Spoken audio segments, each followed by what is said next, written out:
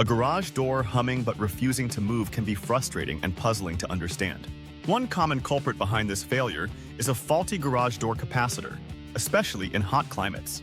Capacitors are vital components that store electrical energy, giving that initial burst to start the motor. In Panama City, Florida, the extreme humidity and salt air exacerbate capacitor issues affecting garage doors. Recognizing the signs of a failing capacitor can save you time and money on unnecessary repairs.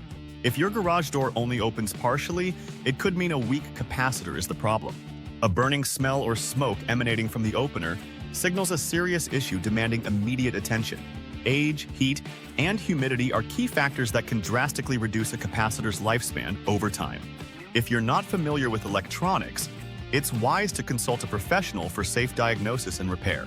Keep your garage door functioning smoothly by scheduling annual checks and practicing routine maintenance wisely.